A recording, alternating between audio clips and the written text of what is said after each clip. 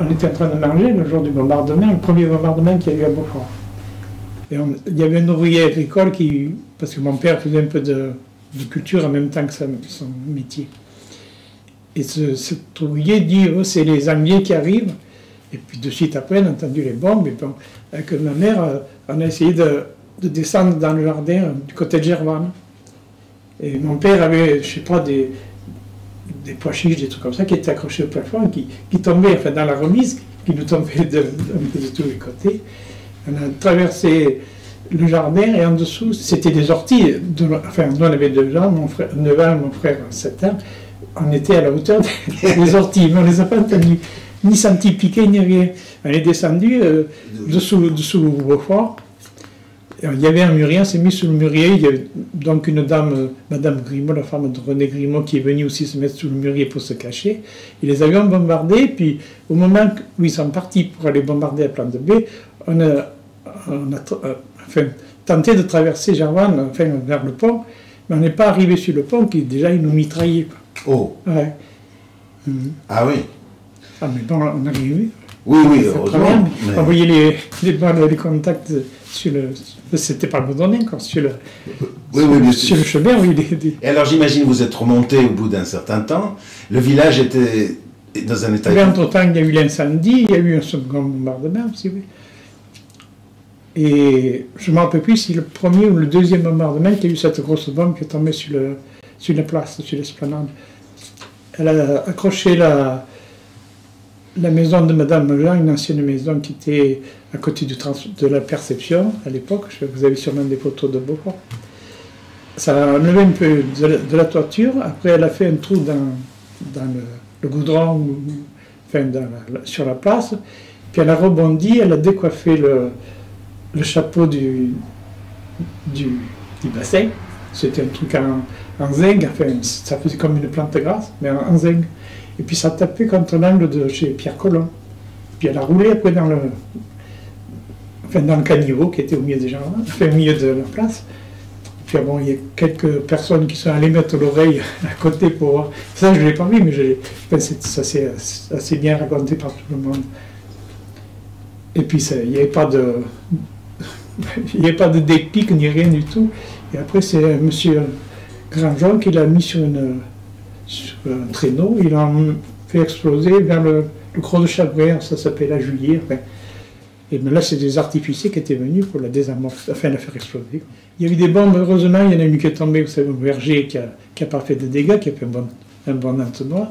Une autre qui est tombée dans une citerne de M. Pas mère, mais... Bronsard, les beaux-parents de M. Maire. Et puis d'autres qui est tombé aussi au bord de Gervanne, qui a envoyé un mûrier sur les toitures de Mme Tesser de l'époque. C'était...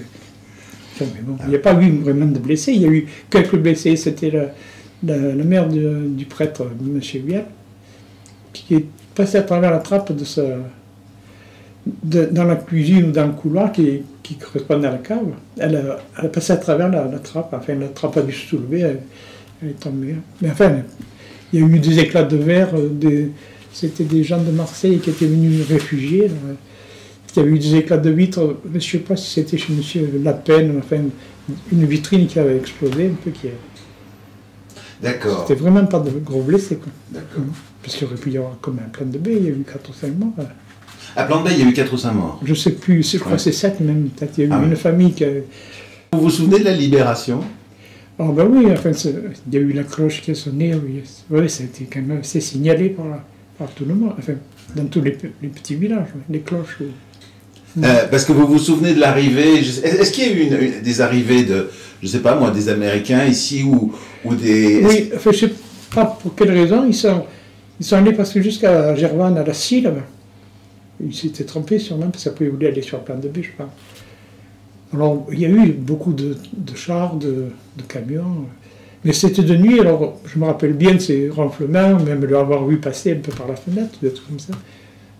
Et puis alors j'imagine que vous étiez au courant qu'il y avait des gens qui étaient dans la résistance. Ah oui, ben mon père était au maquis à l'époque. Donc votre père n'était plus à la maison? Ah non, il était au maquis, au camp Morin, à la compagnie Morin. Et bon, il venait des fois, enfin, à l'occasion, il venait un peu à la maison, alors il nous avait dit si jamais, essayez de vous mettre ou à la cave si jamais il y a un bombardement. Votre père, si j'ose dire, avait disparu de la maison pendant combien de temps? Il a quitté la maison Je ne sais pas trop, parce que déjà en 1939, il était à Cannes, je crois. Enfin, il était rappelé, je pense. Et puis alors après, au maquis, bon, ça c'est... Je pense que c'est à partir du... Je ne sais pas si c'est à partir du débarquement, non, peut-être. Vous diriez que dans la population masculine du moment de la guerre, il y a une grosse proportion qui sont partis au maquis. Ah oui. Ah oui. Ouais, le plus âgé, non, mais...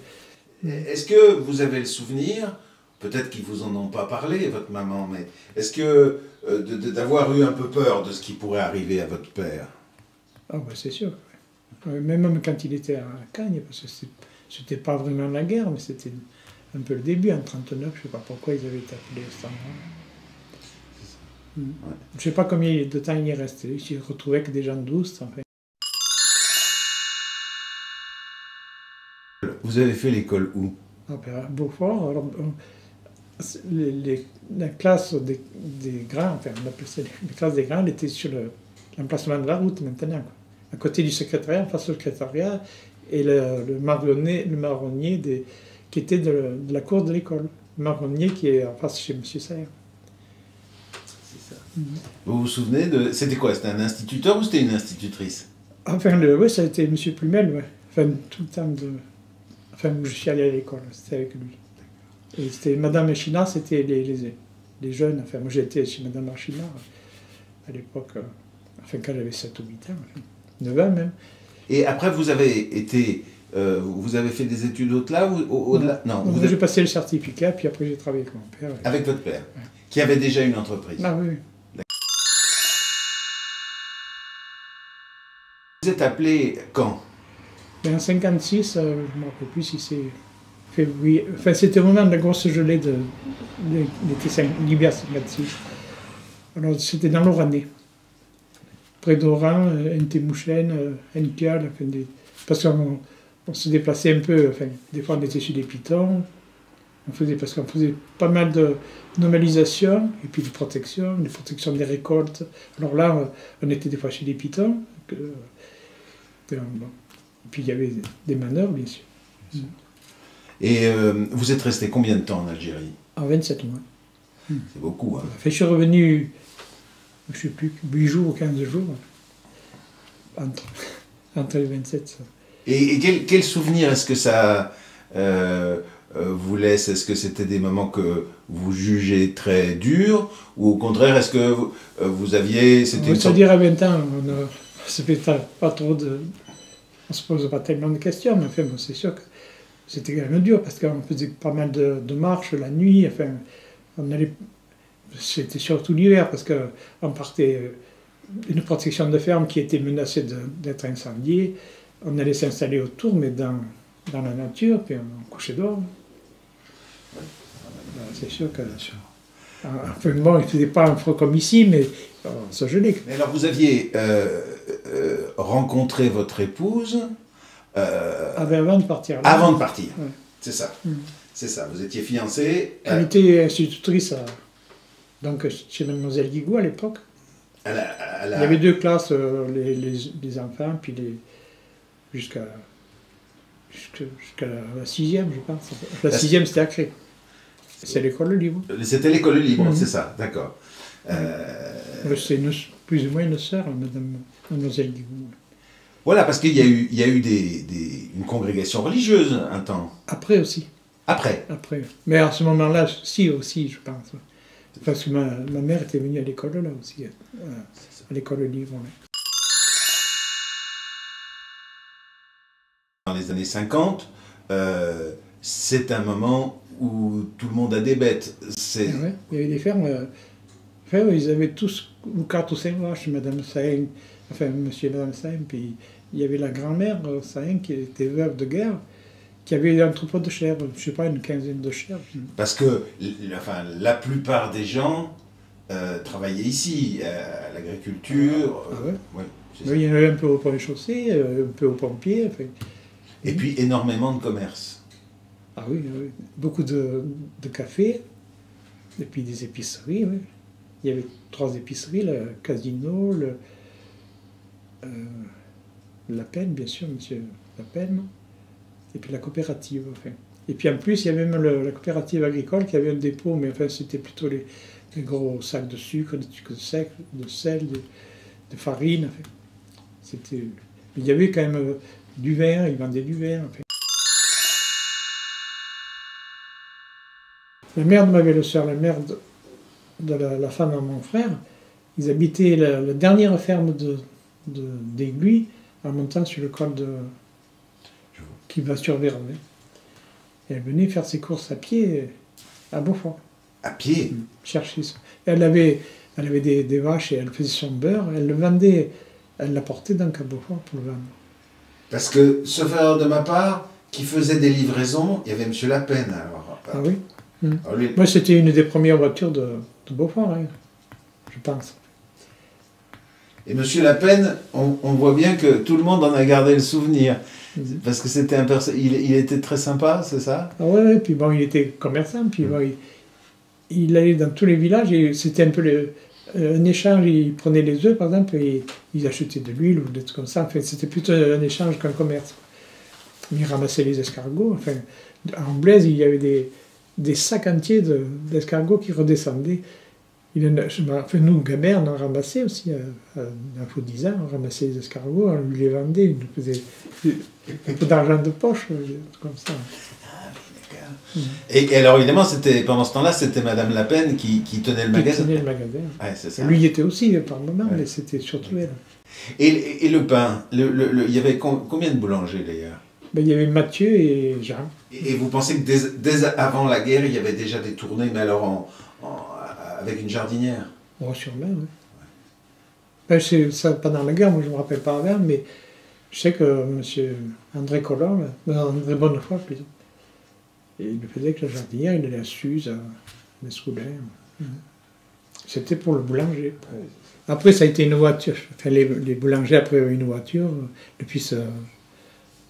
fils Jean, il faisait des tournées à Blaise, la vacherie, enfin, peut-être pas la vacherie, mais la Blache, Plante de Baie.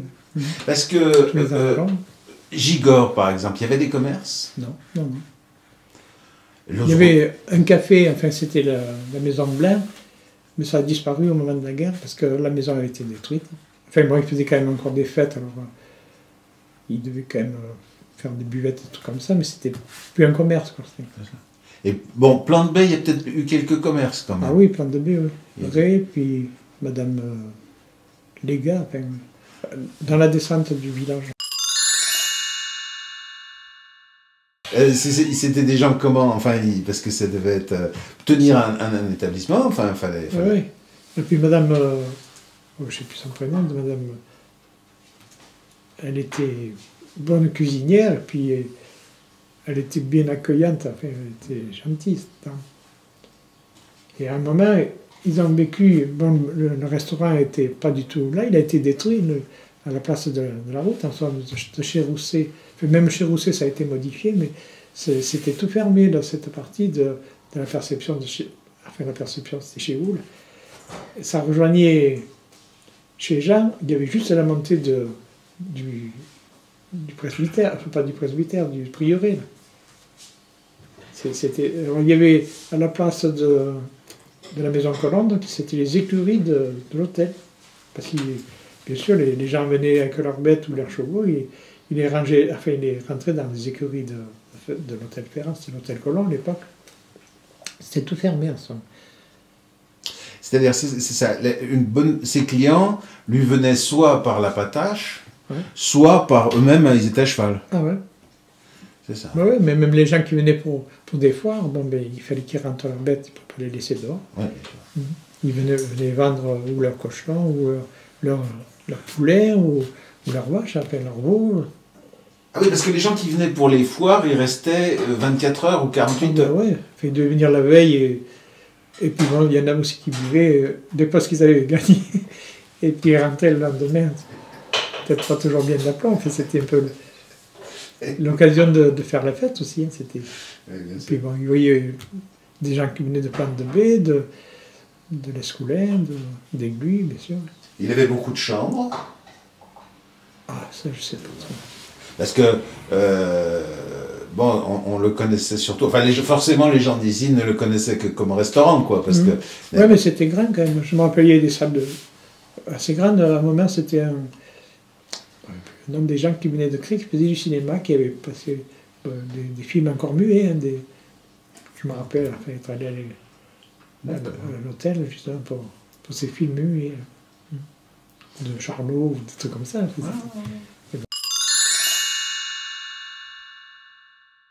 Ils vivaient de la récolte, soit. Enfin, je vois comme mes parents, il y avait 2 chèvres, il y avait le cochon, il y avait des poules, il y avait des œufs, bien sûr. C'était, chacun devait faire un peu pareil. Et donc finalement, on n'avait pas besoin de sortir beaucoup d'argent, Oui. Les vêtements peut-être.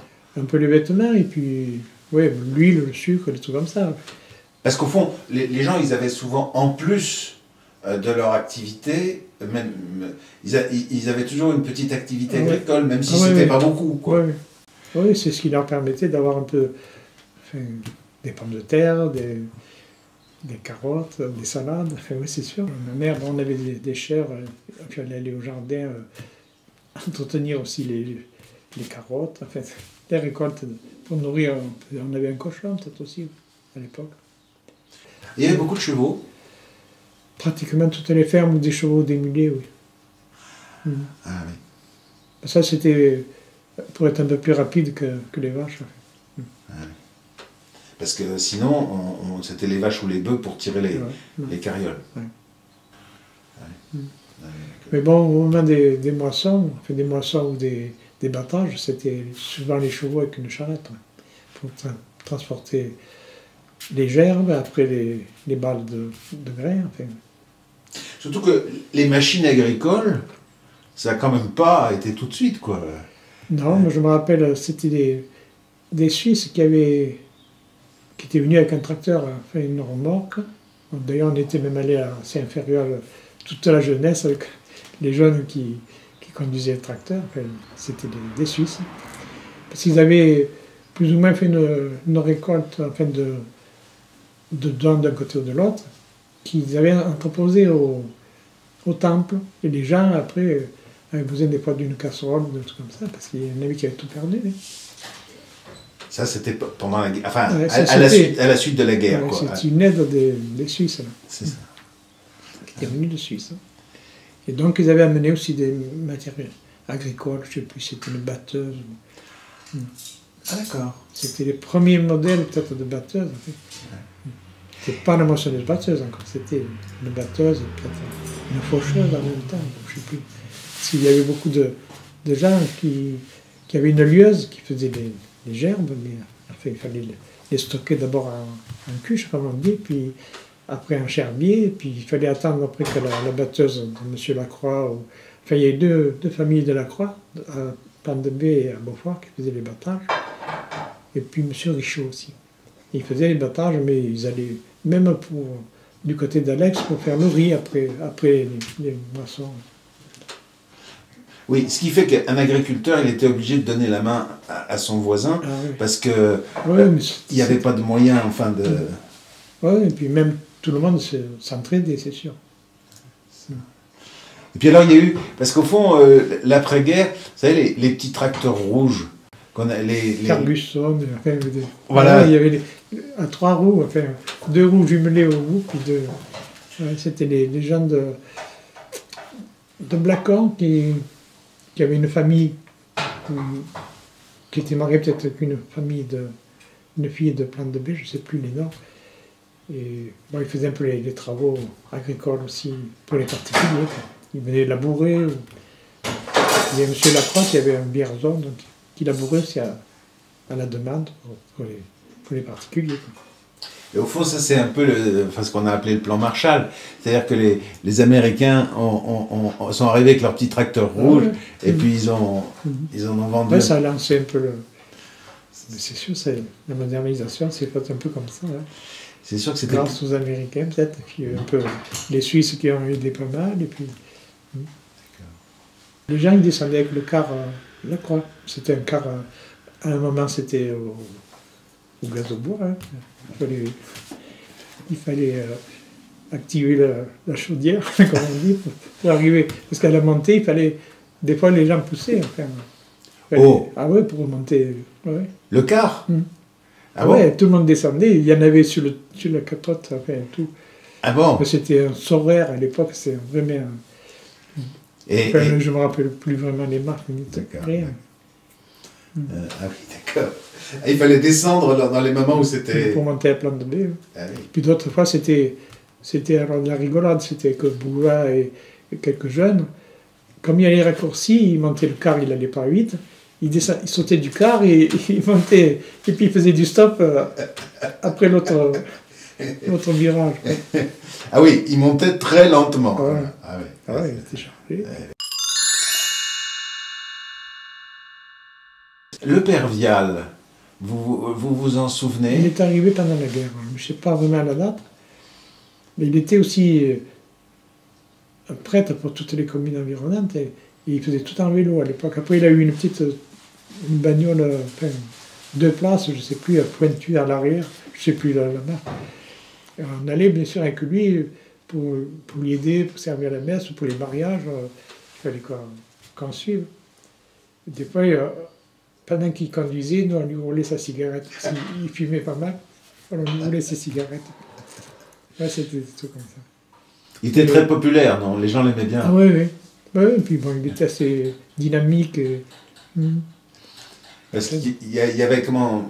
Il y avait des scouts ou des organisations de jeunes qui Ah ben oui, il nous a menés en balade. Enfin, il était allé sur Ambel, en Blaise, des trucs comme ça. Ouais. Mais là, c'était tout à pied, bien sûr. Ah, bien sûr, ouais. On était monté sur Ambel.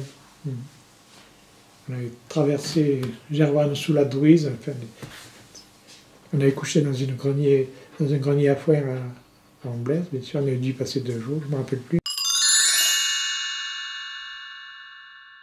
Est-ce qu'il n'y avait pas une fanfare ici? Oui, qui était dirigée par M. Colomb, Léopold Colomb. C'est ça. Vous avez connu? Oui, enfin. Oui, mon père en faisait partie, enfin, je sais pas. Il y avait des balles. Ah oui, à l'époque, oui. Il n'y avait pas la télé aussi, alors. Oui. Ça permettait de se rencontrer. Enfin, je vois comme mes parents, enfin, la famille de ma mère, qui était à Rabisson, donc sous Saint-Pancras, ils allaient noyer chez M. Moulin à Lauzeron. Donc ils partaient le soir et ils rentraient peut-être à 3 h du matin, le temps de faire le trajet, de noyer et puis de revenir à la ferme. Oui, parce que ça faisait quand même quoi? Ça faisait 1h30 de marche? Ah, sûrement, oui, ça déjà, rien que de trajet, il y avait pour 3 heures, sûrement. Et puis il y avait les gens qui avaient cette histoire des billes. Les billes, c'était... Parce que... Vous n'avez pas connu, pas du tout. Non, j'ai pas connu. C'est la famille Keller qui travaillait à la carrière, donc à Piolet, qui extrayait les blocs, et puis c'était M. Gontard avec un mulet et un tombereau qui descendait ces... Donc il devait les amener plutôt chez M. Hens, et ils cassaient sur leurs genoux pour faire... Il y a 2 différences de forme, enfin c'était toujours des cubes, mais pour faire des billes ou pour faire des galets, des buts. C'est-à-dire, c'était cette grosseur. Alors il faisait deux variétés. Et après c'est M. Gontard qui les redescendait à Blacon, donc pour les mettre à la forme. Après ils ont changé le système, ils faisaient avec la terre cuite. Mais au départ c'était des pierres, vraiment, la pierre de taille. Enfin. Et sauf erreur de ma part, enfin justement vous dites M. Keller, c'est un nom alsacien. C'est des gens qui étaient, avec M. Hens, il y avait 2 ou 3 familles comme ça qui étaient venues d'Alsace. Et puis il y a des Allemands, un peu comme après que la Russie, enfin les Allemands qui sont venus aussi dans la région pour pas être pris dans la RDA, c'était. Oui, mais alors ça, c'est quand? Ça se situe quand est-ce qu'il y a des Allemands qui viennent ici? Ah, ça doit être en 5, 60, peut-être 65, je ne sais pas trop. Ah, vous vous souvenez de ça? Ah oui, oui. Oui, enfin, à une époque, il y en avait plusieurs familles qui étaient... Il y en avait à Les Soulets, mais à Mourouze. On travaillait justement sur la route de Mourouze et on les voyait passer. On avait refait les traversées, les caniveaux, des trucs comme ça. Ah oui, parce que... C'était au moment où ils arrivaient. Et ils se sont installés, ils sont restés? Assez longtemps, oui. Ah oui, ils exploitaient la ferme à Les Soulets aussi. C'était la première ferme en rentrant dans le village. Vous rejoignez l'entreprise de votre père. Hum. Et l'entreprise de votre père, il y avait combien de compagnons? Et c'était un peu variant parce que suivant le chantier, bon, il fallait... Des fois, c'était aussi les propriétaires qui commandaient le travail, mais qui aidaient en même temps pour approvisionner avec leurs chevaux, leurs tombereaux, parce qu'à l'époque, ils ne faisaient pas de béton, enfin à part des dalles, enfin des dalles, pas des dalles, mais des glacis en béton, mais autrement le reste c'était toute la maçonnerie, une pierre. Comme chez monsieur Béranger à Lauzeron, donc ils avaient fait un grenier à foin à côté de la maison, mais tout bâti en pierre. Alors là, il devait avoir pas mal d'artisans avec lui, enfin des ouvriers avec lui, qui avaient l'habitude déjà de la maçonnerie, enfin de travailler. Oui, il y avait beaucoup pour approvisionner aussi. Ça veut dire tout à la main? Ah, une bonne partie, oui. Il n'y avait pas de bétonnière, bien sûr.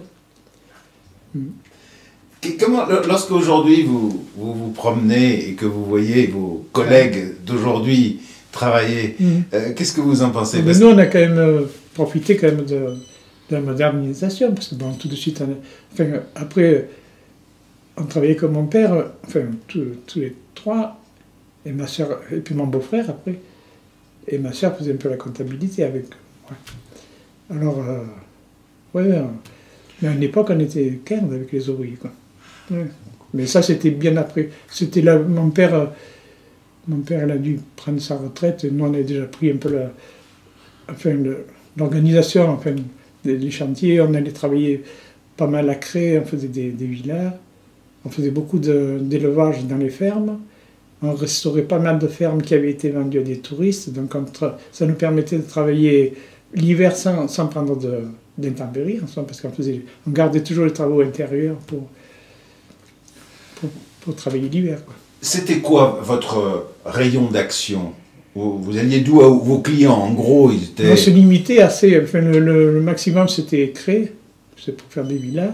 Blacon, on avait travaillé à Blacon, mais autrement tous les villages, on a fait plus ou moins toutes les adductions d'eau avec mon beau-frère qui faisait le terrassement et les gros travaux.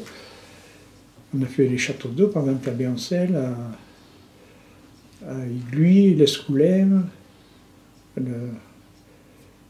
en Blaise. Alors justement, je voulais vous soumettre une observation que je me suis faite, parce qu'au fond, par exemple, aujourd'hui, on a à peu près à Beaufort la population qu'il y avait au moment de la Révolution française. 400 et quelques. C'est de cet ordre. On était descendu à 250 à peu près. Au moment où les grandes familles sont parties, il y avait d'abord le personnel, puis la famille Pérignac, tout ça. Oui, alors, donc c'était... Mais en même temps, lorsque vous réfléchissez, vous vous dites que à ce moment-là, à la Révolution française, quoi, en gros, il y a évidemment rien sur la route de Suse, tout ça, ça n'existe pas, ce qui veut dire que les gens étaient dans une beaucoup plus petite surface. Ah, oui. Et vous avez dû le voir, ça, parce que dans les maisons où vous avez travaillé, par exemple les salles de bain, ah oui, ça n'existait pas, ça. Exactement. Même les toilettes, c'était souvent un cabanon dans le jardin, ou, enfin, comment on dit, les histoires de... Oui, c'est ça. Donc vous par exemple, est-ce que vous avez installé justement des salles de bain ou des toilettes, ça faisait partie de votre... Oui, on faisait pas mal de travaux intérieurs quand même. Des cloisons, des... Parce que carrelage. Ça nous permettait de travailler même par le mauvais temps, par la pluie, on avait du travail à l'intérieur. Mais bon, quand on était 15, c'était difficile. Enfin, mon beau-frère qui faisait les travaux de terrassement, les trucs comme ça, il prenait des intempéries. Quand même. Ils étaient obligés parce qu'il n'y avait que de l'extérieur. C'est ça. Et donc, vous avez travaillé dans, on peut dire en gros, toute la vallée de la Gervanne pour... Oui, oui. Montclar, oui, Montclar. Il y avait beaucoup d'entreprises du bâtiment? Mais il y avait M. Argaud, ils étaient 5 ou 6 aussi. Hein. On avait fait pas mal de terrassement, là, à l'époque tout à la même. Il n'y avait pas de grue, pas de pelle mécanique, pas de tracteur. On charriait que les brouettes. Eh oui. Après, on a eu les sambrons, les trucs comme ça. Mais ouais, c'est ça. Ce qui fait que vous étiez obligé d'être beaucoup plus nombreux dans l'entreprise. Ah ouais. Parce qu'un chantier durait, je suppose, beaucoup plus longtemps qu'il ne durerait aujourd'hui.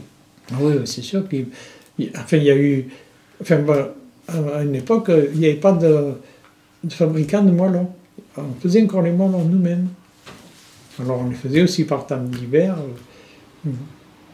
Et Madame Argout, que je... ils ont connu les mêmes problèmes. Hein. Exactement. Ils allaient travailler aussi. C'est ça. Et alors, elle m'expliquait que le sable, je crois que c'était le sable, qui venait d'Oust par Tombreau, si je me... Oui, enfin, on allait aussi dans Gervanne, on tamisait le gravier pour avoir du sable. Ah oui, c'était monsieur Pierre Colomb qui avait un tracteur avec une remorque, on le chargeait à la main, bien sûr. Et puis on montait des fois à plan de baie, ou enfin suivant les besoins. Il fallait vraiment tout faire à la main, mais en même temps, dans un sens, ça donnait plus de travail. Ça occupait beaucoup plus de personnes, oui, c'est sûr.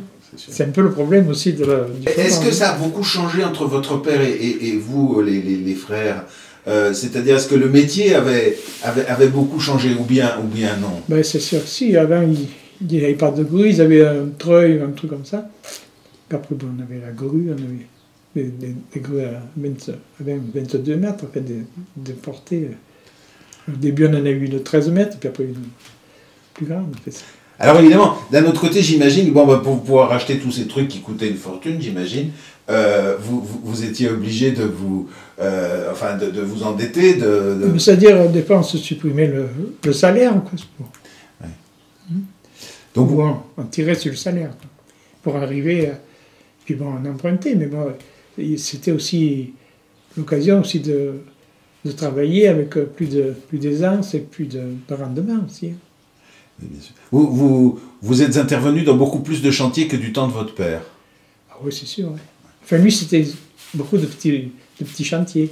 Mais après, il en a fait aussi comme les contreforts qu'il y a vers on appelle ça le jardin, à côté en face chez M. Roussel. Et les 2 contreforts, ça a été fait par la construction, mais c'était mon père qui... Et là, il y en avait une bétonnière qui était promise par l'entreprise.